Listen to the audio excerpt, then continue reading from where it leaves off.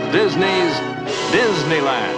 When you wish upon a star, makes no difference who you are. Each week as you enter this timeless land, one of these many worlds will open to you. Frontierland. Tall tales and true from the legendary past. Tomorrowland. Promise of things to come. Adventureland. The wonder world of nature's own realm. Fantasyland. The happiest kingdom of them all. Presenting this week,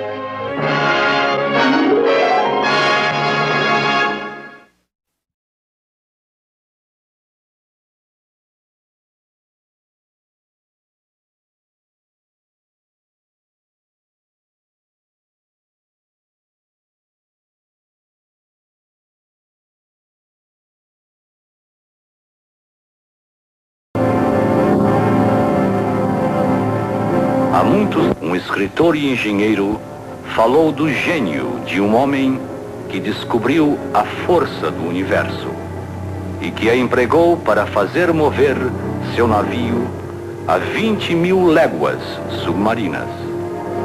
Idade em que não confiava, resolveu destruir a sua obra.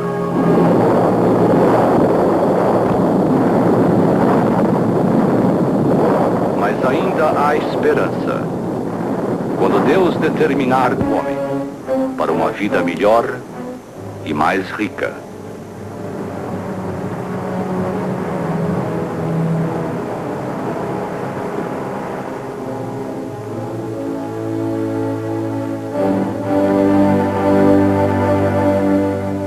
O fictício às vezes estranhamente se torna fato. O nosso estúdio produziu o imortal conto 20.000 léguas submarinas, romance do famoso submarino. De acordo com a história, Nautilus movia-se por uma força mágica. Hoje, a história é realidade.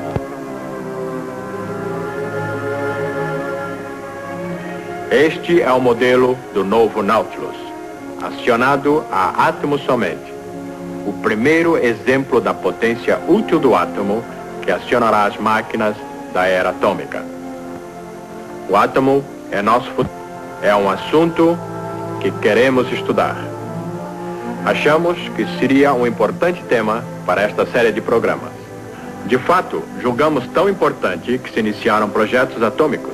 Assim, fizemos planos para uma exibição na Disneylândia que mostrará energia atômica em ação.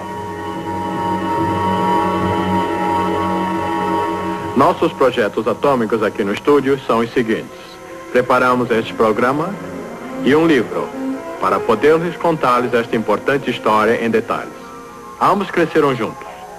Demos a ambos o mesmo título e muitas das ilustrações aparecem no filme e no livro. Como podem ver, aprofundamos-nos demais no campo da ciência física. Não pretendemos ser cientistas, contamos histórias. Combinamos o talento de artistas com a ciência de outros. Foi contratado um conhecido cientista para estabelecer o nosso departamento. Seu primeiro trabalho foi escrever um livro sobre o átomo e ajudar-nos a organizar este programa. E para contar-lhes a história de nosso amigo átomo, aqui está o autor do nosso livro, o Dr. Heinz Haber. Ao desenvolver nossa história do átomo, fizemos uma descoberta. Era bem científica, mas subitamente percebemos que era quase um conto de fadas. Por estranha coincidência, nossa história tomou aspectos da velha fábula de Mil e Uma Noites, o pescador e o gênio. A história do pescador e o gênio é a história de todo homem em busca de um poderoso gênio que possa fazer tudo para ele. Era uma vez um velho e pobre pescador. Um dia, depois de lançar sua rede ao mar muitas vezes, sem sucesso, encontrou nela um vaso de bronze.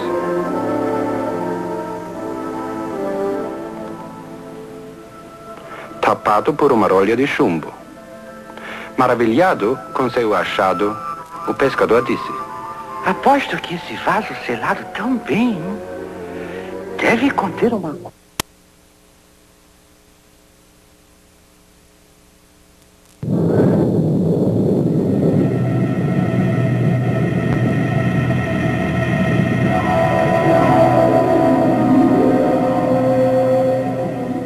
Saiba que por isso você terá de morrer.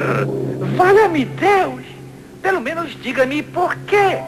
Como estive preso naquele jarro por muitos séculos, minha ira cresceu e cresceu até que jurei matar meu libertador. Que cruel ardil do destino. Ardil? Ô gênio! Já que você resolveu me matar, responda a minha última pergunta. Bem, como pode alguém tão grande como você morar nesse pequeno vaso? que? Você não acredita em mim? Eu poderia acreditar só vendo. Veja então. Agora voltará para o mar. Não, eu estava brincando. Ai, não, solte-me outra vez e prometo atender 3 pedidos seus.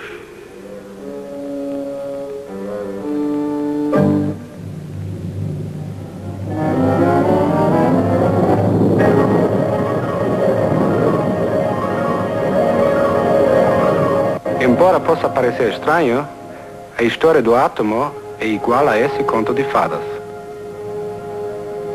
Nós somos os pescadores. Há séculos que vinhamos lançando redes ao mar do desconhecido em busca de saber. E finalmente achamos um vaso. E como aquele da fábula, ele continha um gênio. Um gênio escondido nos átomos desse metal, o urânio. Vou mostrar-lhes. Isto é um medidor Geiger. Ele nos diz que o gênio está aqui, preso nesses átomos.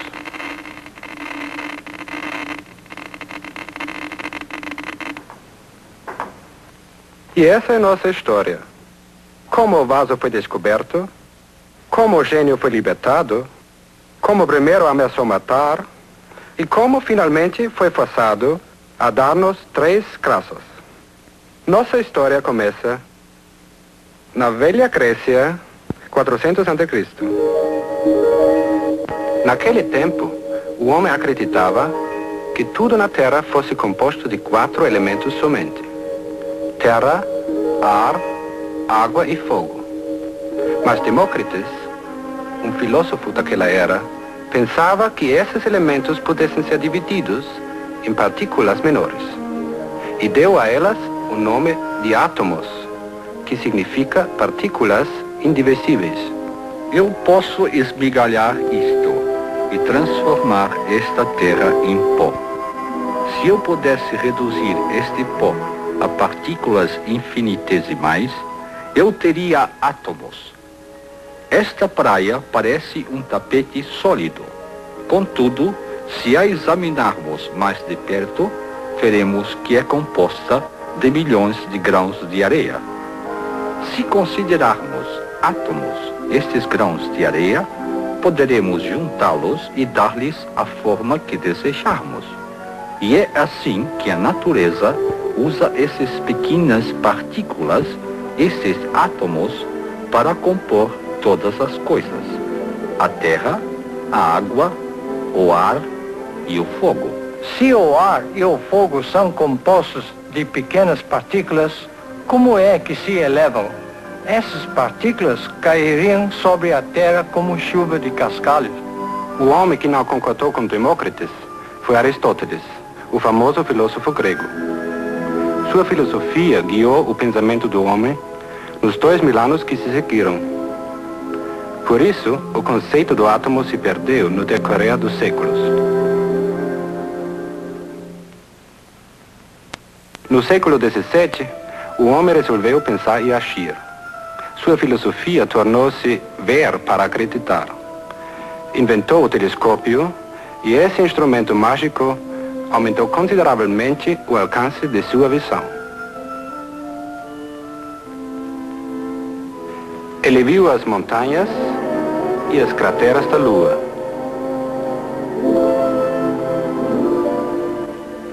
Descobriu que o planeta Vênus tem fases como a Lua e que Júpiter também tem seus satélites. O homem viu pela primeira vez o disco de Marte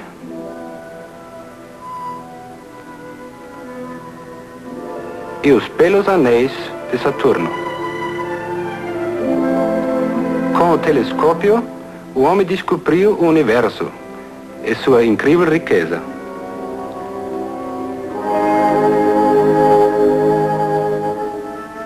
Na mesma época, um segundo instrumento poderoso foi inventado: o microscópio. Com ele, o homem passou a explorar um mundo de coisas diminutas, cheio de desenhos e padrões. Esses desenhos e padrões foram observados em coisas comuns, como a madeira,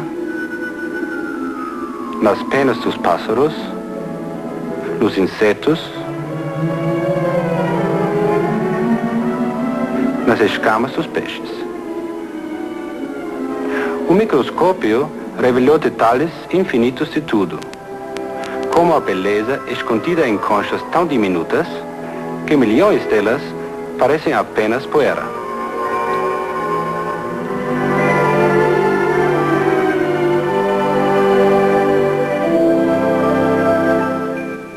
Até uma gota d'água revela formas de vida nunca observadas antes. Plantas e animais monocelulares. O microscópio permitiu ao homem estudar a natureza em miniatura e suas fantásticas formas de vida.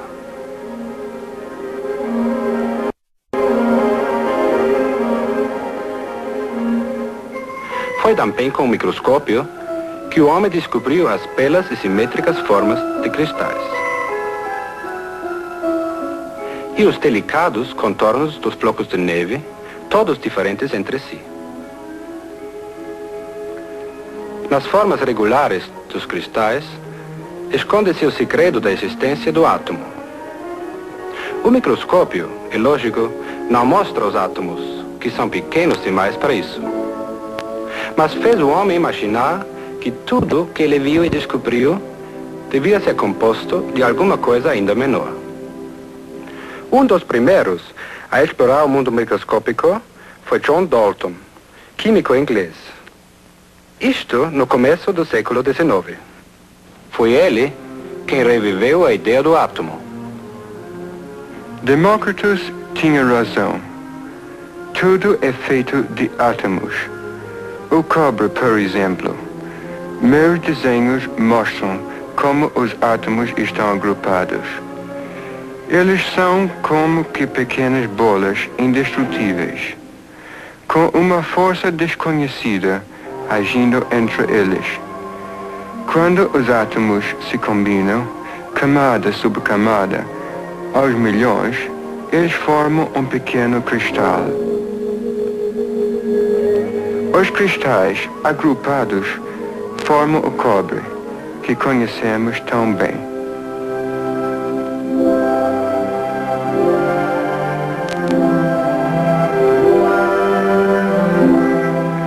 Há também átomos de ouro e de prata.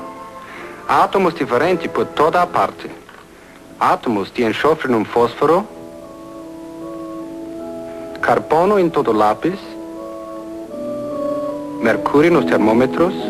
Nos corpos simples, os átomos são todos do mesmo nome. Nos corpos compostos, encontra-se uma combinação de átomos diferentes. No vidro e na madeira, por exemplo, há várias espécies de átomos. Este livro é composto de tantas misturas de átomos que não me seria possível enumerá-los.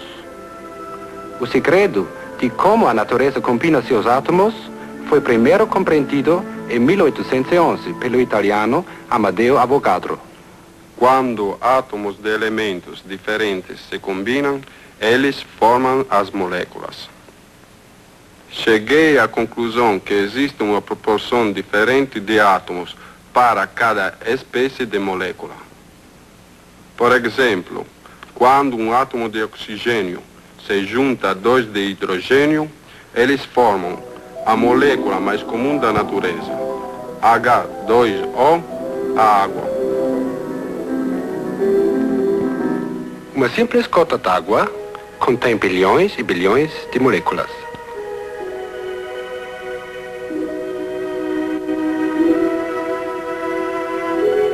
São tão pequenas que não podem ser vistas, mesmo com um poderoso microscópio. Mesmo assim, o microscópio revela um fato importante sobre átomos e moléculas. Ele mostra que estão em movimento constante. Aqui estão partículas de poeira numa gota d'água. E vocês podem observar que se movem empurradas pelas moléculas d'água. Foi há mais de 100 anos que o microscópio revelou pela primeira vez que átomos e moléculas estão sempre em movimento. Agora, numa chama, por exemplo, o movimento dos átomos e das moléculas é extremamente violento. E é por isso que a chama é quente. Em nossa pele, há órgãos que podem sentir esse movimento na forma de calor ou mesmo de dor.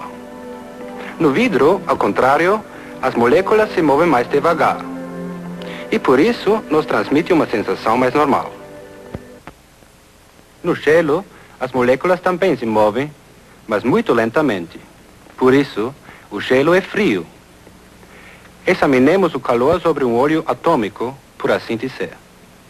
Os átomos, é lógico, não se queimam.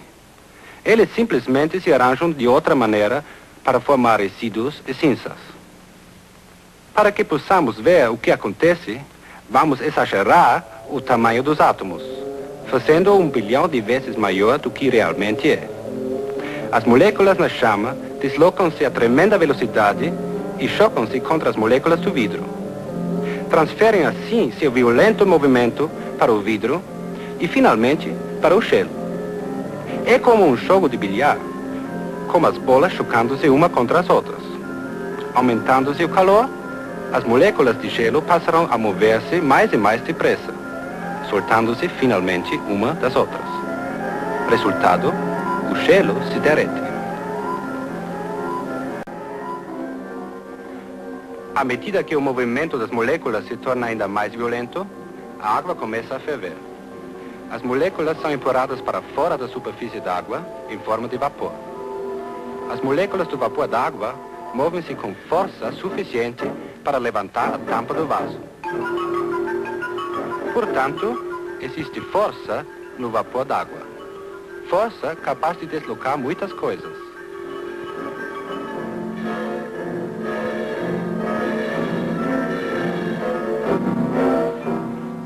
O aproveitamento da força do vapor d'água marcou o advento da era mecânica.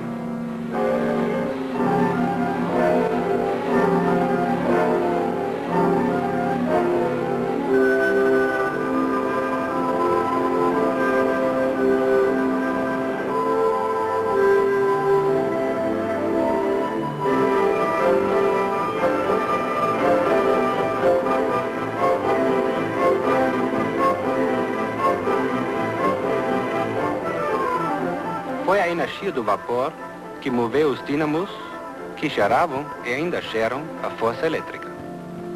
E a era de luz de gás foi seguida pela era de eletricidade.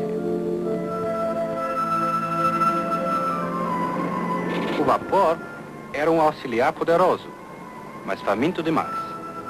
Precisava ser alimentado constantemente, devorando nossas preciosas reservas de carvão e petróleo. O homem ainda não tinha encontrado o gênio da nossa história. Na verdade, nem tinha ainda achado o vaso que prendia o gênio.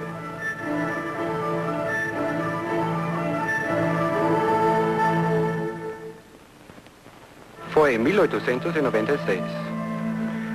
Ainda à procura de saber, a rede foi lançada ao mar desconhecido. E como em nossa fábula, Algo veio nela, e acidentalmente. A descoberta foi feita por Henri Becquerel, um francês e cientista.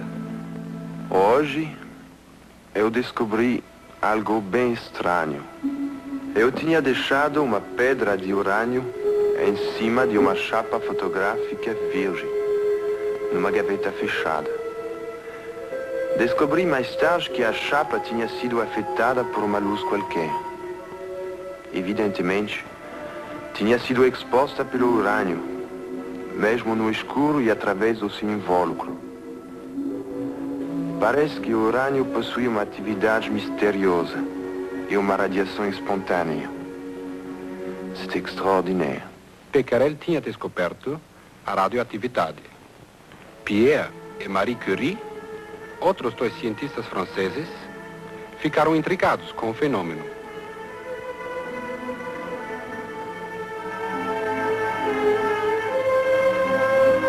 E enquanto procuravam descobrir a fonte de radiação do urânio, descobriram um novo elemento, capaz de emitir raios ainda mais fortes. Veja, um novo elemento. E como é radiante. Brilha até no escuro. Vamos chamá-lo de rádio. O rádio mostrou ser uma fonte misteriosa de energia. Esse surpreendente elemento emitia raios contínua e interminavelmente. Isso contrariava todas as leis científicas daquela época. Como poderia tão pequena massa conter tanta energia? Esse mistério veio perturbar os fundamentos da ciência. Finalmente, foi explicado em 1905, quando Albert Einstein descobriu uma nova e importante lei física, que toda massa contém uma tremenda quantidade de energia. E representar energia. M é a massa do corpo, e C é a velocidade da luz. Ora, C ao quadrado é um grande número, portanto, até mesmo quando multiplicado por uma pequena quantidade de massa, o resultado é uma grande quantidade de energia. Essa é uma explicação científica, mas seu profundo significado pode ser melhor compreendido através da nossa fábula. Einstein, como pescador, descobriu que uma grande força estava contida num pequeno vaso. O rádio emite sem parar pequenas porções da sua energia por meio de radiação, um pouquinho por segundo. Mas o rádio tem tanta energia que sua atividade pode continuar por muitos milhares de anos. Esses raios de energia eram, na realidade, fragmentos dos átomos que se partiam. Assim, o átomo não poderia ser mais considerado como a menor partícula na natureza. Evidentemente, o átomo não era indestrutível. Mas então, o que era? O primeiro a chegar perto da resposta foi Lord Ernest Rutherford, físico inglês. O ano 1911. Entreguei hoje os fragmentos emitidos pelo rádio para estudar a natureza do átomo. Coloquei uma pequena massa de rádio dentro de um bloco sólido de chumbo. O chumbo absorveu todos os raios, exceto os que podiam escapar por um orifício no bloco. Eu construíra uma espécie de revólver atômico. Para fazer os raios visíveis, usei uma tela fluorescente. Para alvo, escolhi uma folha finíssima de ouro. Mas, para minha surpresa, as balas de meu revólver atômico passaram pela folha de ouro como se ela não estivesse lá. Era como se eu atirasse contra um fantasma. Isso era de fato surpreendente, porque a folha de ouro era uma parede sólida de 2000 átomos de espessura. Por conseguinte, o átomo não pode ser tão sólido como sempre pensei. Então, inesperadamente, uma das balas atômicas ricocheteou, como se atingisse alguma coisa sólida.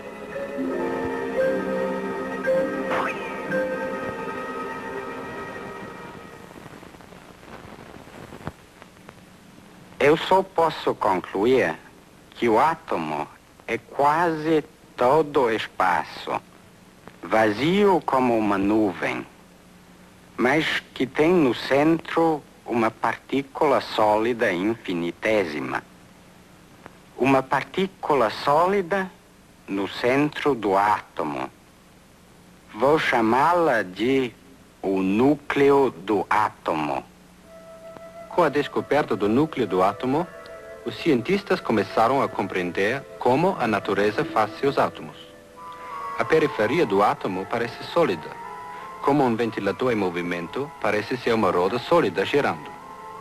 Na verdade, a periferia do átomo é composta de pequenas partículas elétricas girando ao redor do núcleo, como planetas circulando ao redor do Sol.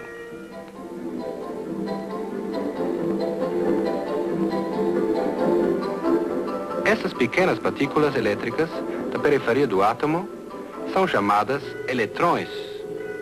Então, o átomo é como um infinitésimo sistema solar. Mas os cientistas são curiosos. Como o pescador que examinou o vaso que escondia o gênio, eles também começaram a examinar o núcleo do átomo para ver que segredos continha.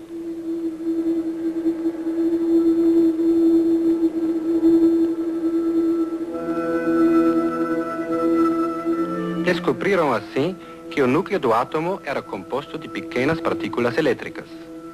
Deram-lhes o nome de prótons, que significa partículas primárias. Mais tarde, outras partículas foram descobertas no núcleo. Essas últimas sem cargas elétricas, neutras, portanto. Por isso, deram-lhes o nome de neutrões. Tinham resolvido finalmente o mistério da estrutura do átomo.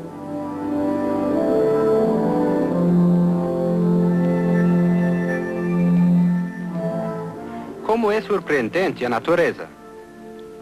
Há um número infinito de sistemas solares de Sol atômico e de planetas atômicos em tudo que nos cerca.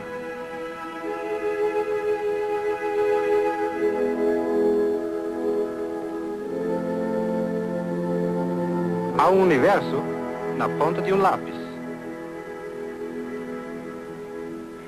Até nesse ponto, há bilhões de vezes mais átomos que pessoas na Terra. E átomos de todas as variedades. É interessante notar como diferem para cada elemento. É um estudo fascinante de números. Comecemos com o número 1, o átomo mais simples da natureza. Um próton e um eletrão nos dão o elemento hidrogênio, um gás levíssimo. A natureza mantém o equilíbrio elétrico de seus átomos. Assim, se o núcleo tiver 2 prótons, o átomo terá também 2 eletrões circulando na periferia. Esse é o átomo do hélio. Há também neutrões no núcleo do átomo, que lhe dão o peso.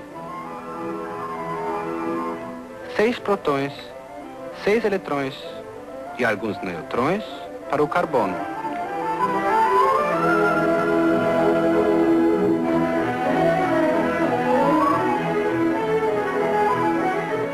Dezesseis de cada para o enxofre.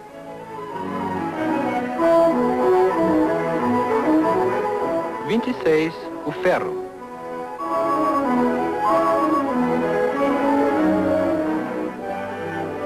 47 a prata.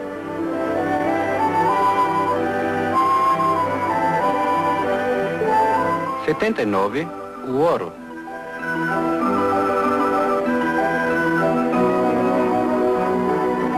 92 o urânio, o famoso elemento radioativo.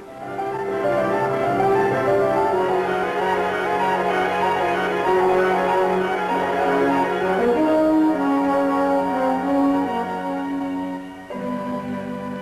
No urânio, a natureza juntou tantos protões e tantos neutrões que seu núcleo se tornou instável. Finalmente, o núcleo do urânio desprende fragmentos de sua carga. E assim, nascem as emissões radioativas. Os raios emitidos pelo urânio não podem ser vistos, ouvidos, nem percebidos. Este instrumento, o medidor Geiger, aponta a sua presença. Ele dá uns cliques quando os raios passam por ele. E há um outro instrumento que torna os raios visíveis, a olho nu. Este dispositivo especial é chamado câmara de nuvens. Dentro dele existe uma pequena massa de rádio que lança um chuveiro constante de fragmentos atômicos. Estes fragmentos, é lógico, são pequenos demais para que possam ser vistos, mas podemos ver seus traços. Cada traço de vapor mostra que outro átomo lançou outro fragmento. Cada átomo faz isso apenas uma vez em toda a sua vida. Mas há tantos átomos numa pequena massa radioativa que essa emissão é quase interminável.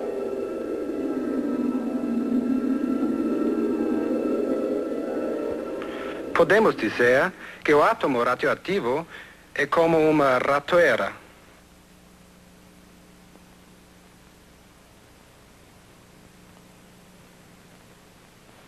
Ambos contêm energia. As ratoeiras nessa mesa representam os átomos de uma massa de rádio. De vez em quando, um deles entra em ação, espontaneamente, soltando um pouco de sua energia. Mas o rádio, como fonte de energia, não tem valor próprio. São poucos os átomos que soltam sua energia ao mesmo tempo. Mas a natureza conhece todos os segredos do átomo. Desde a aurora do mundo, que ela vem usando a energia atômica para acionar seu universo e acender as luzes do céu. O melhor exemplo é o nosso próprio Sol. Aqui vemos fotografias de sua periferia. Essa tremenda emissão de energia vem do fogo atômico, dentro da massa solar. Se isso fosse uma combustão ordinária, o Sol finalmente se reduziria a cinzas. Mas essa energia é produzida pelos átomos, e o Sol continuará a brilhar ainda por bilhões de anos.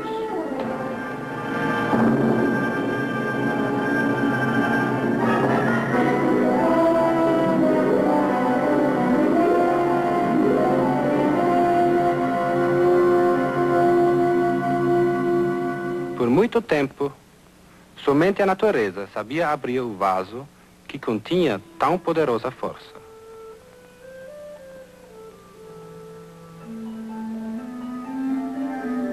Para o homem, contudo, o vaso continuava fechado. Finalmente, o homem descobriu como abrir o vaso. O pescador usou sua faca. E o homem encontrou a ferramenta que necessitava. O ano 1938. O lugar, Berlim, na Alemanha. O instrumento, esse estranho metal, chamado urânio. E foi essa a descoberta do século.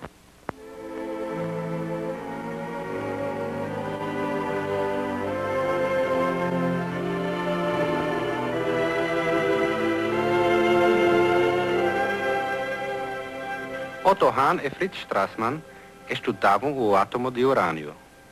Como Rutherford, empregaram balas atômicas. Usaram os neutrões do átomo em suas experiências. As partículas neutras escondidas no núcleo do átomo. Sendo neutro, o nêutron não é desviado pela carga elétrica dos átomos e passa por eles em linha reta. Finalmente, o nêutron encontrou o núcleo do átomo. O núcleo do urânio abriu-se em dois. O homem realizara a desintegração do átomo. Mas isso não foi só. O núcleo do átomo de urânio reproduziu outros 2 núcleos. Uma bala foi usada para dividir o átomo e outros 2 foram criados no processo. Agora temos 2 neutrões para dividir 2 átomos. Isso se tornou um prospecto fabuloso. Uma cadeia de reações nucleares. Voltemos agora às nossas ratoeiras. Podemos criar uma cadeia de reações com elas. Usaremos 2 bolas de ping-pong para representar os neutrões. Serão lançadas quando o átomo se dividir. As ratoeiras representam os átomos que entrarão no jogo. Estão preparadas, carregadas e prontas para a saída. O necessário é um neutrão para dar início a uma ratoeira. As 2 bolas de ping-pong que forem lançadas irão acionar outras 2 ratoeiras. Sei que já imaginam o que vai acontecer. Vejam.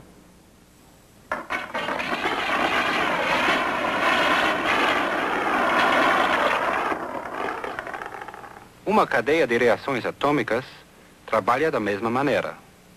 Um neutrão é bastante para dar-lhe início.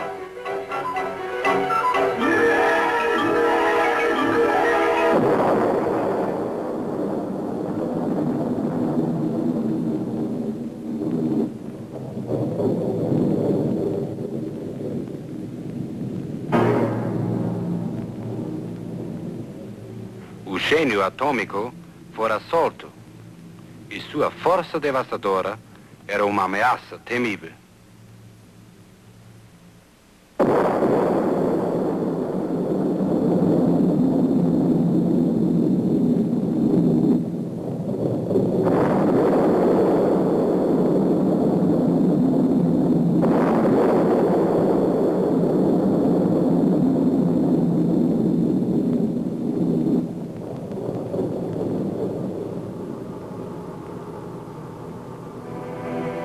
A primeira explosão atômica chocou o mundo.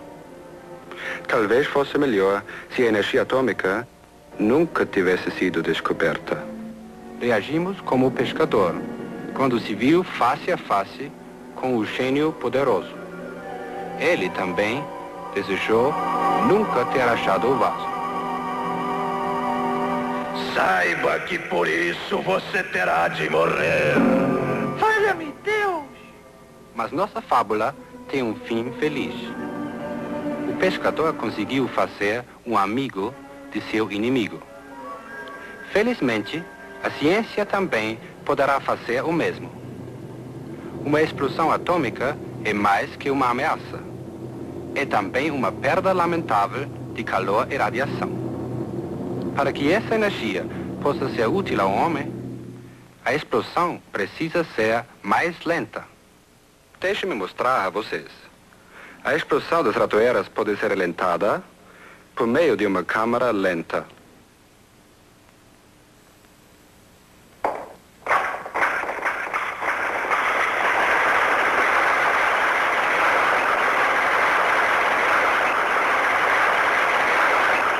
Como podem ver, a cadeia de reações agora é mais vagarosa. A energia é propagada devagar. E o calor e a radiação se desenvolvem dentro de limites úteis. Os cientistas produzem reações mais lentas no famoso reator atômico. O reator atômico não passa de um forno de grossas paredes de concreto, dentro do qual está o fogo atômico. Blocos de urânio servem como combustível.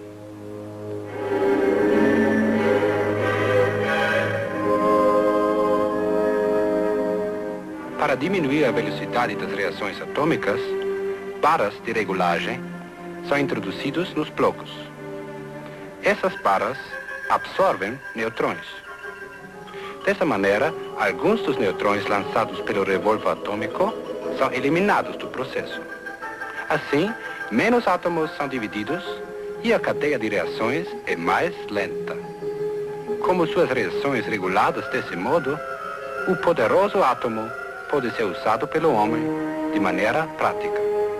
O calor é absorvido por um líquido, que passa pelo centro do reator. O líquido aquecido é levado então a uma caldeira, onde produz uma corrente quase interminável de vapor. Vapor que produz trabalho. Mas não é só isso.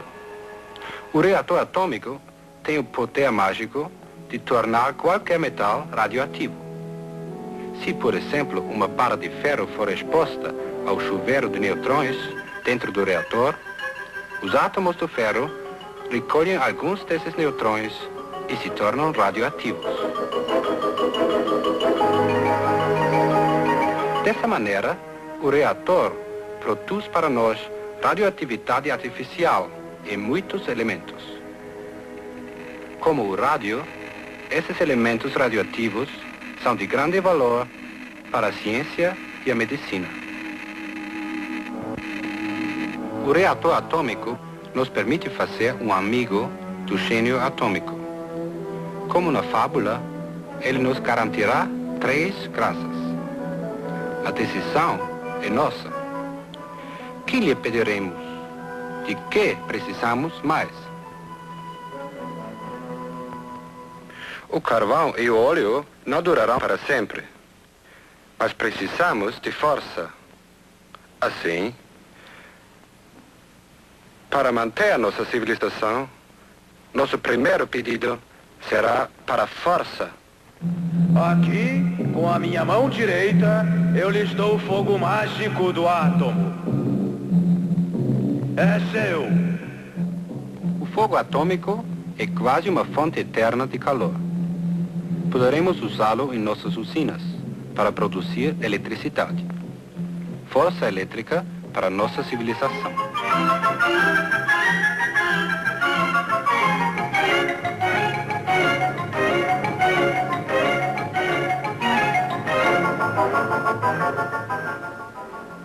E força para acionar nossos navios.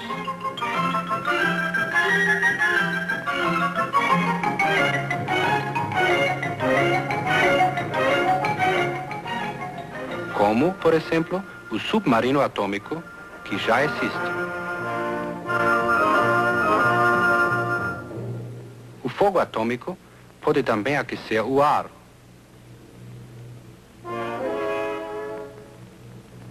Assim, o átomo também poderá acionar aviões a jato.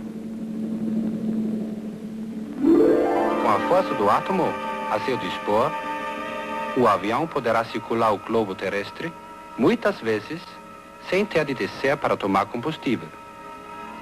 E algum dia, o átomo nos ajudará a vencer a força da gravidade. E assim, finalmente, poderemos voar pelo espaço interplanetário. Aqui estamos queimando nosso carvão e nosso petróleo para obtermos força. Mas agora temos uma nova fonte de energia, limpa, silenciosa, abundante. O carvão e o petróleo poderão agora ser poupados para coisas melhores, como na fabricação de matéria plástica, tintas, tecidos e remédios. A humanidade sempre sofreu de fome e doenças. Nosso segundo pedido será comida e saúde. Com esta mão eu lhes dou uma fonte de raios benéficos. Serão seus instrumentos para pesquisas que o ajudarão a obter comida e a curar doenças. Os raios são de fato instrumentos mágicos. Uma agulha comum, por exemplo, pode ser tornada radioativa. Se for escondida no proverbial palheiro, poderá facilmente ser descoberta pelos raios que emite. Como essa agulha, todos os materiais radioativos poderão ser encontrados por meio dos raios que emitem. Com compostos químicos radioativos, poderemos observar o crescimento das plantas e poderemos acompanhar o alimento da planta desde o solo até a fruta. Dessa maneira, a ciência poderá auxiliar o agricultor a obter colheitas abundantes e mais ricas. O crescimento dos animais poderá ser estudado da mesma maneira. E o melhor alimento poderá ser encontrado para tornar o gado melhor e mais saudável. E assim, o átomo criará mais comida para nossa crescente população. Estes mesmos raios serão os instrumentos da medicina atômica. O sódio radioativo, por exemplo, é usado para regular a corrente sanguínea através do corpo humano. É injetado no braço e então o medidor Geiger verifica o tempo que leva para chegar ao coração. E assim, o átomo ajuda o homem a reconhecer condições cardíacas.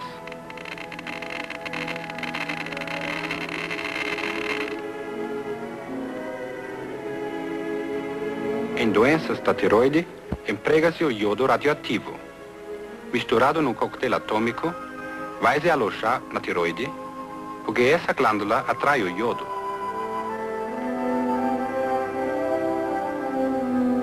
O medidor Geiger especial, então, automaticamente traz um diagrama acurado, mostrando o tamanho da tireoide, sua localização e com que velocidade absorve o iodo. Elementos radioativos ainda podem curar certas doenças. O fósforo, por exemplo, aloja-se nos ossos, de onde sua radiação moderada pode curar certas doenças do sangue. O paciente cai mesmo quando trabalha ou dorme. O cobalto radiativo é empregado na famosa bomba de cobalto. Mas essa é uma bomba benéfica, usada nos hospitais para curar essa temível doença. E temos ainda a fazer um terceiro e último pedido, que é de grande importância. Muitas lendas contam que a escolha pode ser mal feita. E como o último pedido destruiu os benefícios dos primeiros. O gênio atômico tem em suas mãos todo o poder de criação e destruição. Mas o mundo tem razão de temer seus poderes destrutivos. Por isso, nosso último pedido será simplesmente que o gênio atômico seja nosso amigo para sempre. Os grandes pensadores do passado nos legaram um tesouro de sabedoria, mas nunca pensaram que usaríamos essa sabedoria de modo destrutivo. Agora cabe a nós usar o tesouro atômico de maneira útil e benéfica. Assim, o toque mágico do gênio se espalhará por todo o mundo e garantirá as graças da ciência a toda a humanidade.